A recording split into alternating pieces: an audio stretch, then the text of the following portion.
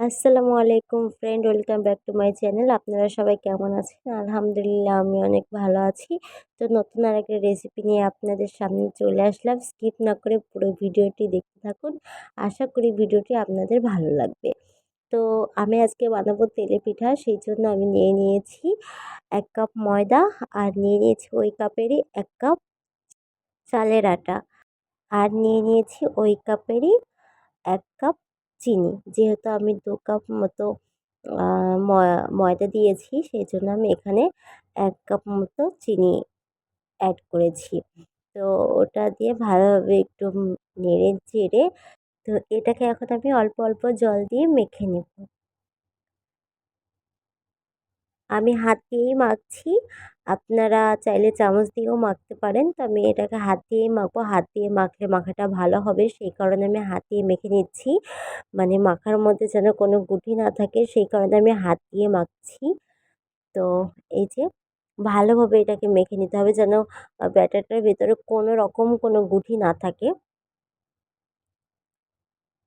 তো আমার ভিডিও যদি আপনাদের ভালো লেগে থাকে তাহলে like, comment, share and subscribe করতে ভুলবেন না। আর আমার চ্যানেলে যারা নতুন আছেন তারা প্লিজ আমার চ্যানেলটিকে সাবস্ক্রাইব করে দিন। কারণ আপনাদের একটা সাবস্ক্রাইবই আমাকে সামনের দিকে এগোতে সাহায্য করবে। তো এই যে আমার ব্যাটারটা বানিয়ে নেওয়া হয়ে গেছে। তো আমি ১০ মিনিটের জন্য এটাকে ঢেকে রাখবো চিনিটা গলার জন্য। তো এই যে ১০ মিনিট পরে আমি ঢাকনাটা তুলে নিয়েছি। আমার চিনি মোটামুটি গলে গিয়েছে। তো এবার আমি একটু ভালোভাবে চামচ দিয়ে নেড়ে নেব। তো ব্যাটারটা কেমন পাতলা বানিয়েছে সেটা দেখেই বুঝতে পারছেন। খুব বেশি মোটা করা যাবে না। তো এই যে এবার আমি কড়া বসিয়ে দিয়েছি। কড়াতে ডুবো তেল দিতে হবে।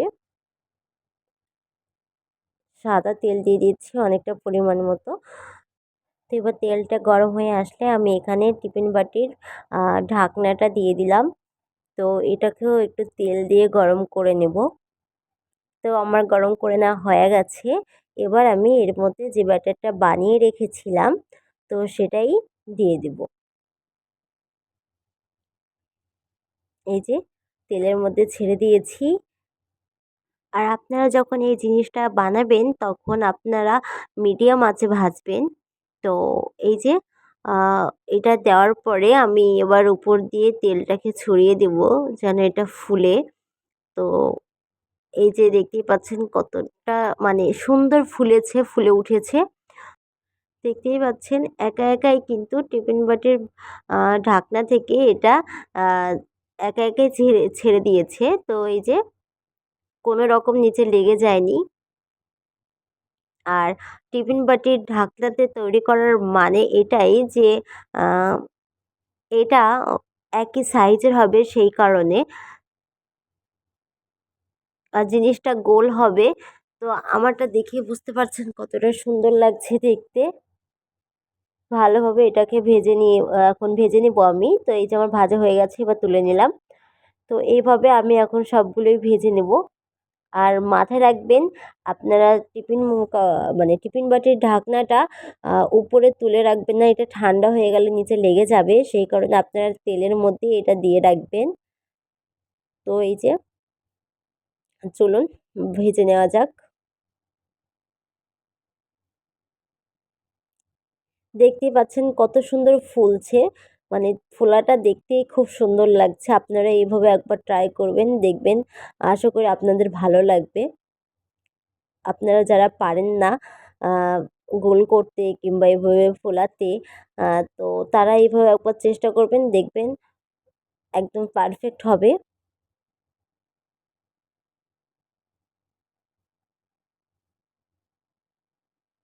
তো এটা মানে ভাজতে ভীষণই ভালো লাগে। যখন এটা ফুলে তখন দেখতে ভীষণ ভালো লাগে।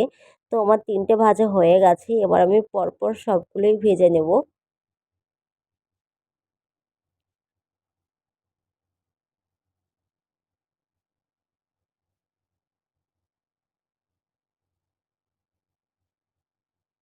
কি সুন্দর ফুলছে।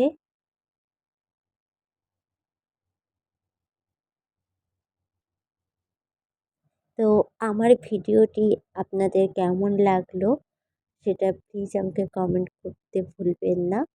কমেন্ট করে জানাবেন যে আমার ভিডিওটি আপনাদের কাছে কেমন লেগেছে। তো এই যে আমার সব মোটামুটি প্রায় বানানো হয়ে গেছে, আর একটা আছে সেটাকেও আমি ভেজে নেব। মানে আমার খুব ভালো লাগছিল যখন আমি এটাকে ভাজি, মানে দেখতে খুব সুন্দর লাগছিল। আর আপনারা এই তেলে পিঠাটাকে আপনারা কি নামে চিনেন আমাকে সেটা কমেন্ট করে জানাবেন। তো এই যে আমার বানানো হয়ে গেছে সবগুলো। তো কেমন লাগছে বলবেন। আমার তো ভীষণই ভালো লেগেছে, আর খেতেও খুব সুন্দর হয়েছিল, আর ভীষণ নরম হয়েছিল। আপনারাও বানিয়ে ফেলুন বেশি দেরি না করে। আশা করি আপনাদের ভালো লাগবে। তো আমার তো ভীষণ ভালো লেগেছে। তো আবার দেখা হবে নতুন কোনো ভিডিওতে। তো ততক্ষণে আপনারা সবাই ভালো থাকবেন, সুস্থ থাকবেন, আর আমার পাশে থাকবেন।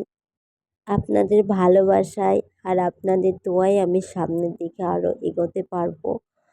তো আপনারা আমাকে অনেক অনেক ভালোবাসা দিন, আর অনেক অনেক দোয়া করেন আমার জন্য যেন আমি সামনের দিকে আরও এগোতে পারি। তো এই যে কেমন লাগলো বলবেন। একটা ছিঁড়ে দেখালাম আপনাদের সামনে কতটা নরম হয়েছে আর তুলতুল করছিল। খুবই সুন্দর হয়েছিল। আমার একটা ফেসবুক পেজ আছে, সেটাকেও প্লিজ আপনারা একটু ফলো করে দিন, শিলা ব্লগ। তো সবাই ভালো থাকুন। আল্লাহ হাফিজ।